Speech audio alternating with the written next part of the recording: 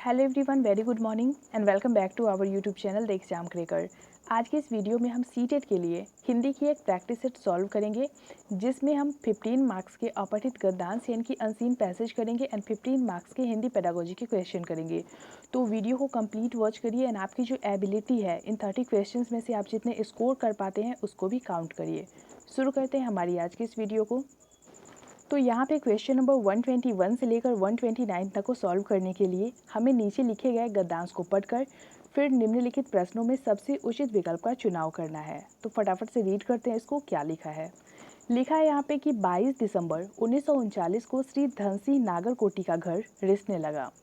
मल्ली ताल में दाहिनी ओर बने कुछ घर भी रिसने लगे। जाड़ों के दिनों में रिसना कम ही होता था, पर अब की बार पता नहीं क्यों पहाड़ी पर बने घरों में भी इस रिसाव के कारण ठंड का प्रभाव कुछ ज़्यादा ही होने लगा। संतोष की बात थी कि शाम तक पानी का जोर हल्का पड़ने लगा, पर रात को जो बर्फ गिरनी शुरू हुई तो अगले 2 दिन तक थमने का नाम नहीं लिया। 24 दिसंबर की शाम तक आकाश खुला और लोग व्हाइट क्रिसमस या श्वेत बड़ा दिन बनाने की तैयारी में जुट गए। बड़ा दिन जब आया तो सूर्यदेव के दर्शन हुए। छतों पर बर्फ खिसक कर घरों के सामने जमा हो गई थी। उसे हटाकर रास्ता साफ किया गया। पिघलती बर्फ के कारण हाड़ कँपाने वाली सर्दी में भी लोगों का उत्साह कम नहीं हुआ और वे परस्पर क्रिसमस की शुभकामनाएं और डालियों का आदान प्रदान करने लगे। तापमान शून्य से 3 डिग्री नीचे हो गया था। पानी की आपूर्ति नालों के भीतर पानी के जमने से रुक गई थी। तो यहाँ पे इस गद्यांश से रिलेटेड जो क्वेश्चंस पूछे गए हैं हमसे वो देख लेते हैं। तो क्वेश्चन नंबर 121 में पूछा गया है आपसे कि गद्यांश में क्रिसमस के लिए व्हाइट क्रिसमस शब्द इसलिए आया है क्योंकि फर्स्ट ऑप्शन है क्रिसमस के अवसर पर सब लोग सफ़ेद रंग के कपड़े पहनते हैं। सेकेंड ऑप्शन है क्रिसमस के अवसर पर सब लोग सफ़ेद केक खाते हैं। थर्ड ऑप्शन है क्रिसमस के अवसर पर बहुत बर्फ़ पड़ी थी एंड फोर्थ ऑप्शन है कि क्रिसमस का असली नाम यही है। तो कौन सा रीजन था, क्यों क्रिसमस को व्हाइट क्रिसमस कहा गया है, ये बताना है आपको, वो भी गद्यांश के अकॉर्डिंग। तो यहाँ पे 121 का जो करेक्ट आंसर होगा हमारा वो हो जाएगा ऑप्शन 3, क्रिसमस के अवसर पर बहुत बर्फ पड़ी थी। क्वेश्चन नंबर 122 में पूछा जा रहा है आपसे कि जाड़े के दिनों में पानी का रिसना फर्स्ट ऑप्शन है हमेशा ज़्यादा होता है, सेकेंड है इस बार ज़्यादा था, थर्ड है कभी कभी होता था एंड फोर्थ ऑप्शन है इस बार कम था। 122 का करेक्ट आंसर होगा हमारा ऑप्शन 2, इस बार ज़्यादा था। क्वेश्चन नंबर 123, संतोष की बात क्या थी। फर्स्ट ऑप्शन है शाम को ठंड का प्रभाव ज़्यादा नहीं था, सेकेंड है सुबह ठंड का प्रभाव बिल्कुल नहीं था, थर्ड ऑप्शन है आपका शाम को बारिश रुक गई एंड फोर्थ ऑप्शन है शाम को बारिश कम होने लगी। तो संतोष की क्या बात थी, करेक्ट होगा 123 का आपका ऑप्शन 4, शाम को बारिश कम होने लगी, जैसा कि हमने अभी गद्यांश में पढ़ा। आगे है क्वेश्चन नंबर 124, गद्यांश के अनुसार बर्फ कब से पड़ना शुरू हुई। फर्स्ट ऑप्शन है 22 दिसंबर की शाम से, सेकेंड है 22 दिसंबर की सुबह से, थर्ड है 24 दिसंबर की शाम से एंड फोर्थ ऑप्शन है आपका 24 दिसंबर की सुबह से। 124 का करेक्ट आंसर होगा आपका ऑप्शन 1, 22 दिसंबर की शाम से। आगे देखेंगे क्वेश्चन नंबर 125, पानी की आपूर्ति क्यों नहीं हो पाई। फर्स्ट ऑप्शन है पानी पर्याप्त मात्रा में नहीं था, सेकंड है पानी नालों में जम गया था, थर्ड है पानी फट गया था एंड फोर्थ ऑप्शन है बर्फ धीमी गति से पिघल रही थी। 125 का करेक्ट आंसर होगा हमारा ऑप्शन 2, पानी नालों में जम गया था, इसी कारण से पानी की आपूर्ति नहीं हो पाई थी। क्वेश्चन नंबर 126 देखेंगे, गद्यांश के आधार पर कहा जा सकता है कि फर्स्ट ऑप्शन है पहाड़ों पर जीवन आसान है, सेकंड है पहाड़ों पर हमेशा त्यौहार मनाए जाते हैं, थर्ड है पहाड़ों पर जीवन व्यतीत करना कठिन होता है एंड फोर्थ ऑप्शन है पहाड़ों पर हमेशा बर्फ जमी रहती है।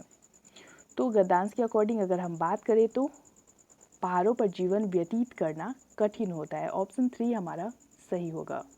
क्वेश्चन नंबर 127, हाड़ कँपाने वाली सर्दी से क्या आशय है। फर्स्ट ऑप्शन है आपका होठ कँपाने वाली सर्दी, सेकेंड है हाथ कँपाने वाली सर्दी, थर्ड है सिर कँपाने वाली सर्दी एंड फोर्थ ऑप्शन है हड्डी कँपाने वाली सर्दी। तो हाड़ जो होता है उसका अर्थ होता है हड्डी, तो बाकी का तो सेम ही है, यानी कि हड्डी कपाने वाली सर्दी। ऑप्शन 4 हमारा सही होगा। क्वेश्चन नंबर 128 है आपका, उत्साह शब्द है। फर्स्ट ऑप्शन है भाववाचक संज्ञा, सेकंड है सकर्मक क्रिया, थर्ड है गुणवाचक विशेषण एंड फोर्थ ऑप्शन है संबंधवाचक सर्वनाम। 128 का करेक्ट आंसर होगा हमारा ऑप्शन ए भाववाचक संज्ञा। क्वेश्चन नंबर 129, घर का बहुवचन रूप है। फर्स्ट ऑप्शन है घरों, सेकंड घर, थर्ड घरे एंड फोर्थ ऑप्शन है घराएं। 129 का करेक्ट आंसर होगा ऑप्शन 1 घरों। क्वेश्चन नंबर 130 से लेकर 135 तक को सॉल्व करने के लिए हमें वापस से फिर एक गद्यांश को रीड करना है और फिर सबसे उचित विकल्प को चुनना है। तो यहाँ पे लिखा गया है कि जीने की आशा भी क्या प्रलोभन ही है, विशेषतः ऐसे समय जब प्लेग ने भारत में अपनी प्रभुता जमाए हुए निज दूत काल कराल को गेहे गेहे जने जने मासूमी के लिए नियत कर रखा है, जो चुन चुनकर उन्हीं को बटोरे लिए जाता है, जो इस संसार में जीते रहते तो क्या क्या न कर गुजरते। नव विकसित कलिका सदृश्य इस जीवलोक वाटिका को अपनी सुमधुर सुगंधि से सुगंधित करते निज कुल और जाति का बहुत कुछ गौरव बढ़ाते, परंतु भारत के दुर्दैव की महिमा के विस्तार के गीत कहाँ तक गाए। मानुषी तथा दैवी विपत्ति सब ओर से इसे घेरे हुए है। कितने प्रिय बंधु सहृदय मित्र वर्ग जिनके साथ आज हम खेल कूद रहे हैं, आमोद प्रमोद में लगे हैं, कल वे केवल नाम मात्र को शेष रहे। ऐसे नाजुक समय में सब भांति सही सलामत रहे, निर्विघ्न अपना जीवन सुख से बिताना सर्वनियंता कर्तु मन्य था, कर्तु समर्थ की क्या थोड़ी कृपा है। उसी कृपा का उद्गार यह भी है कि आज हम 26वां वर्ष समाप्त कर 27वें में प्रवेश कर रहे हैं। अब यहाँ पर हमें कहना केवल इतना ही है कि अपनी और बहिनों के समान हमारी हिंदी के अभी वे दिन नहीं आए कि बंग भाषा और मराठी गुजराती की भांति इसके प्रौढ़ पाठकों की संख्या उतनी हो जो हमारा उद्देश्य है और जैसा हमारा प्रौढ़ लेख होता है, सब हिंदी पढ़ने वाले उसे समझ सके और उसका यथोचित आदर करें। इस तरह के गद्यांश से रिलेटेड क्वेश्चन को सॉल्व करते टाइम आपको ये ध्यान रखना है कि आप गद्यांश को अच्छी तरीके से पढ़ो और उसे समझो। अगर आपको एक बार में समझ ना आए तो आप वापस से पढ़ लो उसे, ठीक है। तो यहाँ पे क्वेश्चन जो पूछा गया है वो है आपका कि गद्यांश के अनुसार भारत में कौन सी बीमारी फैली थी। तो अभी हमने उसे देखा है, पहले ऑप्शन देख लेते हैं। फर्स्ट है हैजा, सेकंड टाइफाइड, थर्ड चेचक एंड फोर्थ ऑप्शन है प्लेग। 130 का करेक्ट आंसर होगा हमारा ऑप्शन 4 प्लेग। अगला क्वेश्चन है हमारा क्वेश्चन नंबर 131, प्लेग नामक बीमारी इनमें से किस जीव के काटने से होती है। फर्स्ट ऑप्शन है सांप, सेकंड चूहा, थर्ड चींटी एंड फोर्थ ऑप्शन है बंदर। तो प्लेग की जो बीमारी होती है वो किस जीव के काटने से होती है, गद्यांश के अकॉर्डिंग आपको बताना है। 131 का करेक्ट आंसर होगा हमारा ऑप्शन 2 चूहा। क्वेश्चन नंबर 132, गद्यांश के अनुसार उस समय भारत की सबसे बड़ी चुनौती क्या थी। फर्स्ट ऑप्शन है गरीबी, सेकंड अशिक्षा, थर्ड महामारी एंड फोर्थ ऑप्शन है आपका पराधीनता। तो जिस समय की ये बात कही गई है उस समय भारत के लिए जो सबसे बड़ी समस्या थी, जो चुनौती थी, वो क्या थी। करेक्ट होगा 132 का आपका ऑप्शन 3 महामारी। जैसा कि अभी कोरोना के कारण देश का हाल हो रखा है। आगे देखेंगे क्वेश्चन नंबर 133, गद्यांश के अनुसार महामारी से लेखक का बचना किसकी कृपा है। फर्स्ट ऑप्शन है ईश्वर की, सेकंड मित्रों की, थर्ड परिवारजनों की एंड फोर्थ ऑप्शन है आपका डॉक्टरों की। तो इस गद्यांश के अनुसार अगर हम बात करें तो महामारी से लेखक किस तरीके से बचे हैं, वो किसकी कृपा है। करेक्ट होगा 133 का ऑप्शन 1 ईश्वर की। क्वेश्चन नंबर 134, गद्यांश के अनुसार किस भाषा के पाठकों की संख्या सबसे कम है। फर्स्ट ऑप्शन है Gujarati, second Marathi, third Bangla and fourth option है हिंदी। 134 का करेक्ट आंसर होगा हमारा ऑप्शन 4 हिंदी। क्वेश्चन नंबर 135 है आपका, गद्यांश के अनुसार लेखक का उद्देश्य क्या है। फर्स्ट ऑप्शन है गुजराती भाषा के पाठकों में वृद्धि कर उसे सम्मान दिलाना, सेकंड है बंगला भाषा के पाठकों में वृद्धि कर उसे सम्मान दिलाना, थर्ड है मराठी भाषा के पाठकों में वृद्धि कर उसे सम्मान दिलाना। एंड फोर्थ ऑप्शन है आपका हिंदी भाषा के पाठकों में वृद्धि कर उसे सम्मान दिलाना। तो अभी हमने देखा वो हिंदी भाषा के पाठकों में वृद्धि कर उसे सम्मान दिलवाना चाहते थे। तो 135 का जो करेक्ट आंसर होगा हमारा वो हो जाएगा ऑप्शन 4। क्वेश्चन नंबर 136 में पूछा गया आपसे कि राधिका सस्वर पठन के समय विराम चिन्हों का ध्यान नहीं रखती है, उसके द्वारा ऐसा करने से क्या हो सकता है। तो यहाँ से हमारी हिंदी पेडागोजी शुरू होती है जो कि 136 से लेकर 150 तक है। तो फर्स्ट ऑप्शन है आपका कोई प्रभाव नहीं पड़ेगा। सेकंड है श्रोता को समझने में कठिनाई होगी। थर्ड है विराम चिन्ह अधिक महत्वपूर्ण नहीं है। एंड फोर्थ ऑप्शन है मधुर हो सकता है। तो राधिका नाम की एक स्टूडेंट है जो कि पढ़ते समय विराम चिन्हों का ध्यान नहीं रखती है, यानी कि वो कमा फुल स्टॉप इन सब चीज़ों को नहीं देखती है। तो इसका क्या प्रभाव पड़ेगा। करेक्ट होगा 136 का आपका ऑप्शन 2 श्रोता को समझने में कठिनाई होगी। क्वेश्चन नंबर 137 है आपका उच्च प्राथमिक स्तर पर यह जरूरी है कि बच्चे, फर्स्ट ऑप्शन है समाचार पत्र में छपी किसी खबर, लेख या कही गई बात का निहितार्थ समझ सके। सेकंड ऑप्शन है अपनी पाठ्य पुस्तक के सभी पाठों का अभ्यास कर सके। थर्ड है भाषा के आकलन के लिए की जाने वाली सभी गतिविधियों में समान रूप से हिस्सा ले। एंड फोर्थ ऑप्शन है भाषा का अतिरिक्त अभ्यास करे और परियोजना कार्य में इंटरनेट का प्रयोग करे। तो उच्च प्राथमिक स्तर पर क्या जरूरी है इन चारों ऑप्शंस में से। करेक्ट होगा 137 का आपका ऑप्शन 1 समाचार पत्र में छपी किसी खबर, लेख या कही गई बात का निहितार्थ समझ सके। क्वेश्चन नंबर 138 शिक्षण के सभी आयामों में से नियमों या सिद्धांतों को शिक्षार्थियों तक पहुंचाने का प्रयास क्या कहलाता है। पहला ऑप्शन है आपका तैयारी, दूसरा प्रस्तुतिकरण, तीसरा तुलना और चौथा ऑप्शन है सामान्यीकरण। तो शिक्षण के सभी आयामों में से नियमों और सिद्धांतों को विद्यार्थियों तक पहुंचाने का जो प्रयास होता है वो कहलाता है आपका ऑप्शन 4 सामान्यीकरण। आगे देखेंगे हम क्वेश्चन नंबर 139 नीचे दिए गए विकल्पों के आधार पर बताइए कि बच्चे किस विषय में अधिक रुचि लेते हैं। फर्स्ट ऑप्शन है कठिन विषय में, सेकंड सरल विषय में, थर्ड जिन विषयों को उनके जीवन से जोड़ा गया हो एंड फोर्थ ऑप्शन है सिनेमा तथा साहित्य में। 139 का करेक्ट आंसर होगा हमारा ऑप्शन 3 जिन विषयों को उनके जीवन से जोड़ा गया हो। क्वेश्चन नंबर 140 है आपका भाषा प्रयोग की क्षमता किसके द्वारा संभव है। फर्स्ट ऑप्शन है पाठ्य पुस्तक, सेकंड व्याकरणिक नियमों की जानकारी, थर्ड परीक्षाओं द्वारा एंड फोर्थ ऑप्शन है भाषा प्रयोग। तो भाषा प्रयोग की जो क्षमता होती है वो किस तरीके से बढ़ सकती है। तो करेक्ट आंसर होगा आपका 140 का ऑप्शन 4 भाषा प्रयोग के द्वारा। क्वेश्चन नंबर 141 है उच्च प्राथमिक स्तर पर हिंदी भाषा शिक्षण के लिए क्या अपेक्षित नहीं है। फर्स्ट ऑप्शन है स्वाध्यायशीलता का विकास, सेकंड है भाषा प्रयोग की क्षमता का विकास, थर्ड है चिंतनशीलता का विकास एंड फोर्थ ऑप्शन है सुनकर शब्द दोहराने की क्षमता का विकास।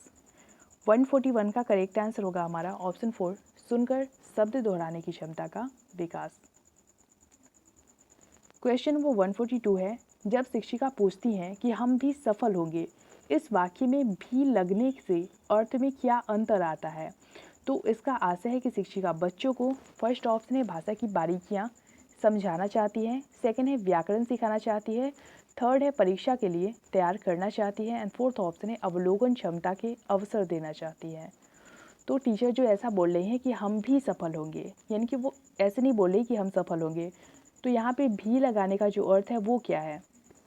करेक्ट होगा 142 का आपका ऑप्शन 1 भाषा की बारीकियां समझाना चाहती है। आगे देखेंगे क्वेश्चन नंबर 143 भाषा सीखने में जो त्रुटियां होती है। फर्स्ट ऑप्शन है वे भाषा सीखने की प्रक्रिया का स्वाभाविक हिस्सा होती है जो समय के साथ दूर होने लगती है। सेकंड ऑप्शन है उन्हें कठोरता से लेना चाहिए, थर्ड है उन्हें जल्दी से दूर कर लेना चाहिए एंड फोर्थ ऑप्शन है वे बच्चों की त्रुटियों की ओर संकेत करती है। 143 का करेक्ट आंसर होगा हमारा ऑप्शन 1 भाषा सीखने में जो त्रुटियां होती है वे सीखने की प्रक्रिया का स्वाभाविक हिस्सा होती है जो समय के साथ दूर होने लगती है। आगे देखेंगे हम क्वेश्चन नंबर 144 सस्वर पठन का मुख्य उद्देश्य है। तो बोलकर जो पढ़ा जाता है उसका क्या उद्देश्य है। फर्स्ट ऑप्शन है बोल बोलकर पढ़ना, सेकंड है द्रुत गति से पठन करना, यानी कि तेजी के साथ पढ़ना। थर्ड है मौन पठन करना। एंड फोर्थ ऑप्शन है बच्चों की पढ़ने संबंधी झिझक को समाप्त करना। तो सस्वर पठन जो होता है, बोलकर जो पढ़ाई की जाती है, उसका उद्देश्य क्या होता है? करेक्ट आंसर होगा 144 का आपका ऑप्शन 4, बच्चों की पढ़ने संबंधी झिझक को समाप्त करना।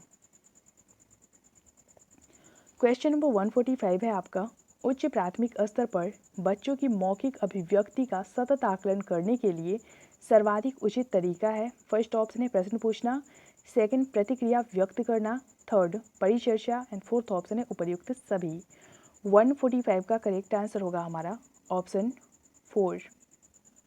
उच्च प्राथमिक स्तर पर बच्चों की मौखिक अभिव्यक्ति का सतत आकलन करने के लिए सर्वाधिक उचित तरीकों में से प्रश्न पूछना भी है, प्रतिक्रिया व्यक्त करना भी है और परिचर्चा करना भी है।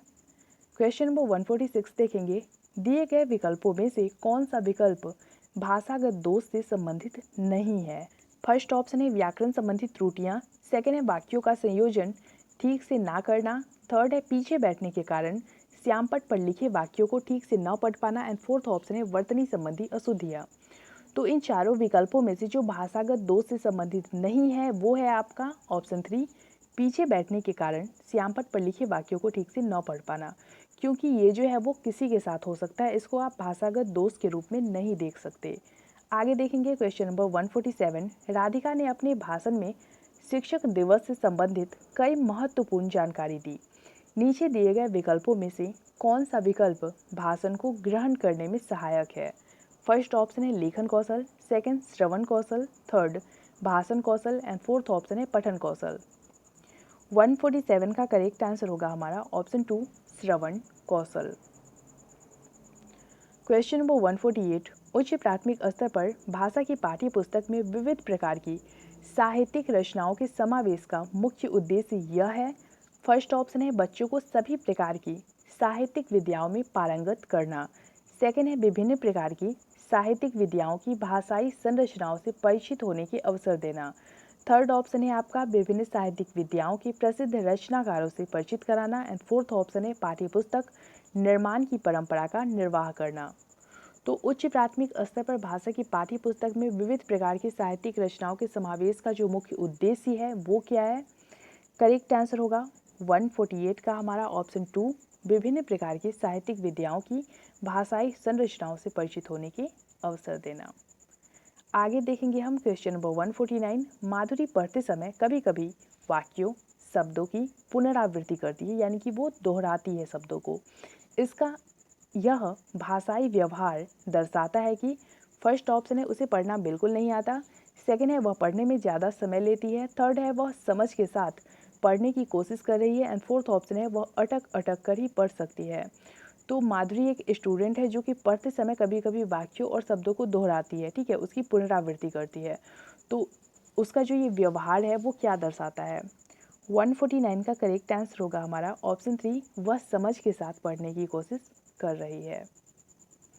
क्वेश्चन नंबर 150, कक्षा 8 में समूह परिचर्चा का सर्वाधिक उचित शीर्षक हो सकता है, यानी कि वो किस मैटर पे डिस्कस करें, चर्चा को आगे बढ़ाएं। फर्स्ट ऑप्शन है गणतंत्र दिवस, सेकंड अनुशासन का महत्व, थर्ड भाषा का महत्व, एंड फोर्थ ऑप्शन है आपका इंटरनेट की दुनिया में हिंदी। तो कक्षा 8 के बच्चों में जो समूह परिचर्चा का विषय होना चाहिए, जो शीर्षक होना चाहिए, वो क्या होना चाहिए जिसपे वो डिस्कस कर पाएँ? करेक्ट आंसर होगा 150 का आपका ऑप्शन 4, इंटरनेट की दुनिया में हिंदी।